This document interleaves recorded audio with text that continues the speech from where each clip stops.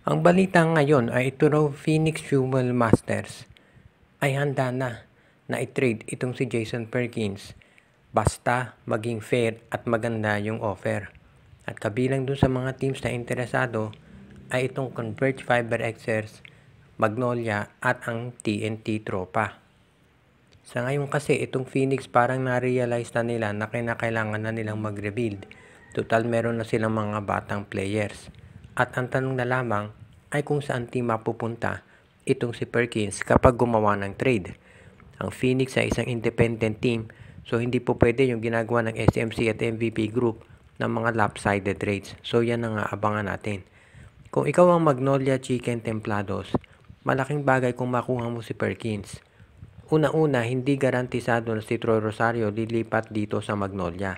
Ang sabi nga ng iba, mas malaki tsansa na yan ay sa Barangay Hinebra mapunta. So isipin ninyo kung mapunta sa Hinebra yan, ang lakas talaga nila. Kaya yan ang tingin ko magiging problema nitong Magnolia at ng iba pang PBA teams. At yan ang dahilan kung bakit gusto nilang makuha itong si Jason Perkins pangontra dito sa Magnolia, dito sa ibang mga teams katulad ng Hinebra. Si Jason Perkins ay power forward talaga yan. May post-up game, meron pang 3-point shot at sa tingin ko, yan ang magiging magandang addition talaga dito sa lineup ng Magnolia Chicken Templados. Yung estilo kasi ng laro ni Jason Perkins ay pwedeng-pwede na magamit natin. Sabihin na natin doon sa sistema na pinapatakbo ni Coach Victorero ngayon. Yes, maraming mga teams ang hindi talaga sabihin na natin nakakasabay pa dito sa Hinebra, TNT at San Miguel, kabilang na Magnolia dyan. At ang nasisisi nga dito ay yung kanilang coach. Pero sa ngayon, kailangan tanggapin ng fans ng Magnolia na mukhang hindi talaga papalitan ito. Kaya yung pagkuha kay Jason Perkins magiging malaking bagay yan. Dahil ibig sabihin, magkakaroon ng mga talented player si Vic Tolero. Ngayon, ito si Jason Perkins, kapag nakuha yan ng Magnolia, ang lakas lalo niyan maging kapartner nitong si Xavier Lucero. Pwede mo nang ilagay si Lucero sa center at itong si Jason Perkins sa power forward. At yan sa tingin ko magiging malaking bagay para dito sa TNT Tropang Giga.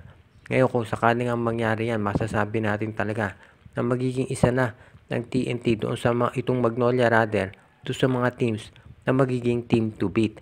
Nandiyan pa si Ian Sanggaram dito sa kanilang power forward, so magiging super na pang championship contender talaga Magnolia kung makuha nila si Perkins. Ang tanong ngayon ay kung sino ang pwede nilang i-offer sa trade. Sa tingin ko ang Magnolia hindi niya pakakawalan yung mga top players nila. Ito kasi si Paul Lee pwedeng i-offer ng Magnolia kapalit ni Jason Perkins. Hindi pa natin alam kung papayag talaga dyan itong Phoenix. Pero alam natin itong si Paul Lee minsan ay nailagay na yan sa trading block nitong Magnolia Chicken Templados. Ngayon ang tanong ay kung ito ba talaga ay igagawin nila ulit.